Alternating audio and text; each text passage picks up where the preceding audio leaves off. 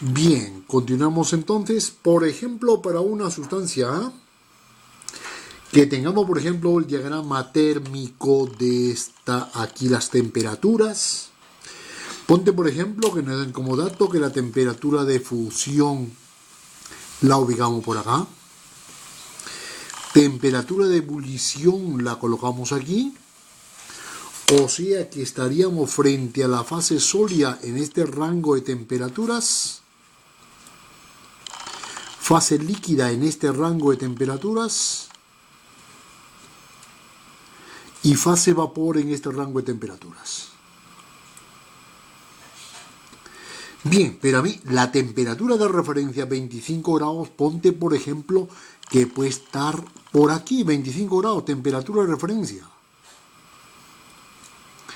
Y me dicen, dame el delta de temperaturas para una temperatura T1 que esté por aquí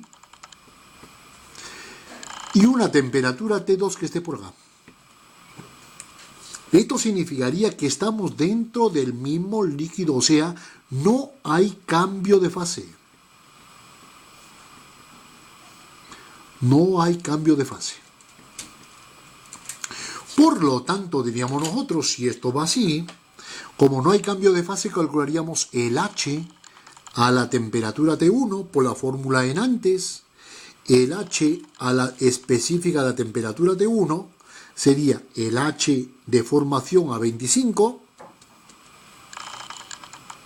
a la temperatura estándar, más cuánto el incremento desde 25 temperatura de referencia hasta T1, desde la temperatura de referencia hasta T1.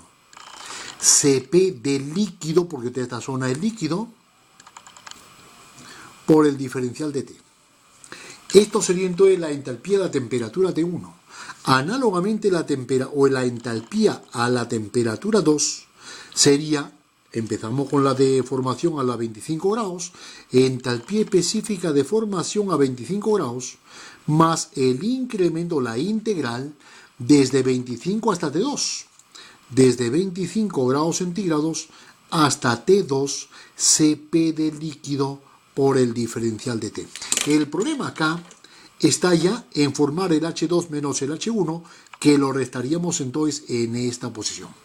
Nos quedaría entonces de que el H2 menos el H1, H específico 2, menos el H específico 1, se nos van los calores de formación y nos quedaría esta cantidad desde 25 grados hasta T2, Cp del líquido, por el diferencial de T, menos la integral de temperatura de referencia, que serían los 25 grados, hasta la temperatura T1, Cp del líquido por el diferencial de T. Pero, ¿quién es esa integral? Vamos a ver el gráfico.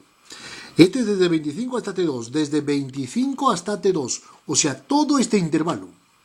Si a este intervalo le quitamos desde el 25 hasta T1, le quitamos esto, pues nos quedaría desde el T1 hasta T2. Amigo, o sea que esto va a ser igual, integral desde T1 hasta T2, Cp del líquido por el diferencial de T. Entonces digo, sacamos ya aquí como conclusión y nos quedaría entonces de que la entalpía 2 va a ser igual, el H1 pasa para acá, más la integral desde T1 hasta T2 del Cp, en este caso el líquido, diferencial de T. Esto sería entonces para este caso, para esta sustancia, cuando me diga entonces entre ese intervalo y con esos datos de temperaturas de cambio de fase. Ponte por ejemplo que me digan ahora, para una sustancia A, y me dan el diagrama térmico de temperaturas y me digan, por ejemplo, esta figura. Colocamos, por ejemplo, aquí, diríamos entonces, está la temperatura de fusión, temperatura de ebullición, temperatura de referencia estará por ahí, lo voy a poner por acá, temperatura de referencia. Entonces, planteo el tema y digo, pero aquí está T1, y aquí lo pongo a T2. Yo sé que fusión para acá, esta es la fase sólida, fusión hasta ebullición, líquido, mayor de ebullición, vapor. O sea, voy a partir del sólido y voy a llegar hasta el vapor. Entonces, ¿cómo sería el H específico en 2 menos el H específico en 1? Haremos de idéntica manera el cálculo de cada una de las H's a cada una de las temperaturas. Pero aquí ya podemos analizar una cosa muy importante. Diríamos, la entalpía específica de la temperatura 1 sería, me baso entonces aquí en la temperatura de referencia, el H específica de la temperatura de formación de la sustancia, me iría de aquí para acá. Sería entonces más la integral desde referencia hasta TF, temperatura de referencia, hasta la temperatura de fusión, Cp de líquido, por el dt. Pero aquí, como hay un cambio de fase, hay que darle un calor latente de solidificación. Entonces, más el calor latente de solidificación. Y ahora, ya estoy en esta temperatura en la fase sólida, me quedaría entonces más la integral desde el TF hasta el T1 del Cp del sólido por el diferencial de T. Esto sería entonces el valor del H1. De forma análoga me quedaría entonces la entalpía específica a la temperatura 2. Parto de la de referencia. H específica de formación de la sustancia y me voy de aquí hacia la T de ebullición. Más la integral. Temperatura de referencia hasta la temperatura de ¿dónde? De ebullición. Cp del líquido por el dt. Acá hay un cambio de fase porque esta es ebullición. Hay que darle un calor de vaporización, más el L de vaporización. Pues bien, ahora digo más, y ya estoy aquí, ahora me voy al vapor, integral desde la temperatura de ebullición hasta la temperatura T2, pero el Cp es del vapor, por el dt.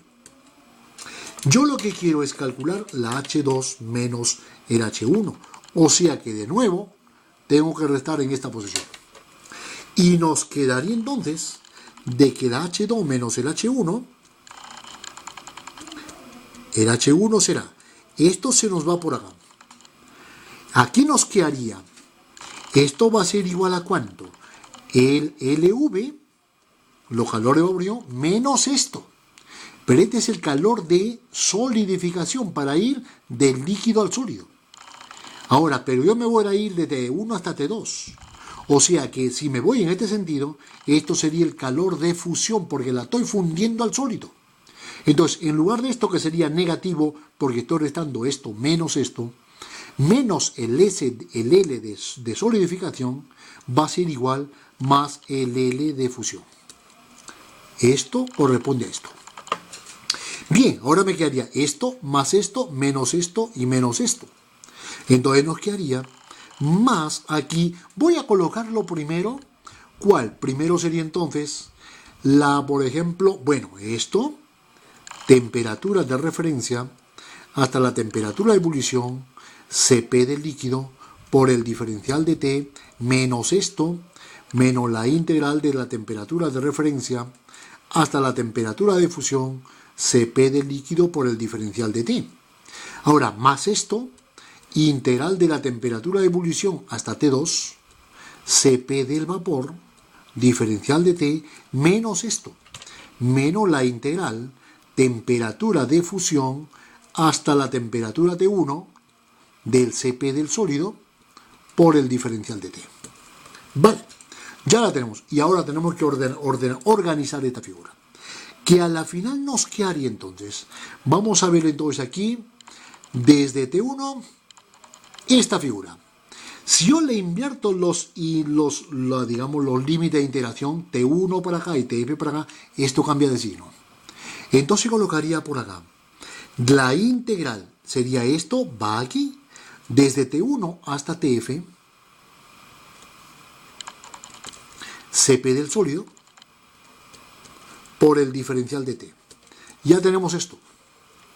Ahora me voy aquí desde el TF hasta la temperatura de referencia. TF, temperatura de referencia. Y de nuevo aquí lo invierto el lugar de los límites de interacción. Al invertir los límites, esto cambia de signo. Más la integral desde la temperatura de referencia, o temperatura de fusión abajo, hasta la temperatura de referencia. Cp de líquido por el dt. Me he quitado esto. Ahora me quedaría de la temperatura de referencia hasta la temperatura de ebullición. Sumo esto. Más integral tal como está. Temperatura de referencia hasta la temperatura de ebullición Cp del líquido por el diferencial de T. Y me quito esto. Y ahora me queda esto. Sería más tal como está. Temperatura de ebullición hasta la temperatura 2 Cp del vapor diferencial de T. Esto sería entonces el H2 específico menos el H1 específico. Vamos a ver. ¿Qué es lo que hemos conseguido acá? ¿Qué es lo que hemos conseguido? Y eso es lo fundamental para poder llegar a calcular H2 menos el H1. Fijaros aquí. Yo tengo, por ejemplo, el primer término sería entonces desde T1 hasta TF. Y acá sería T1 hasta TF. A eso, amigo, y aquí nos queda sumar estas dos cantidades. Entonces, aquí lo colocaríamos más por acá, LD, y aquí en este caso, más la L de fusión, y aquí sería más el L de vaporización. A este valor, desde T1 hasta T2, hay que sumarle el calor de fusión, esta figura. Ahora me voy desde TF hasta temperatura de referencia, TF hasta la temperatura de referencia, y esto sería el Cp de líquido, porque aquí es líquido. Luego temperatura de referencia, temperatura de ebullición, de referencia al de ebullición, Cp de líquido. Y aquí corresponde el calor latente de vaporización, calor latente de vaporización. Ya en la final tenemos de la de ebullición hasta T2. Y aquí tenemos de la de ebullición hasta T2.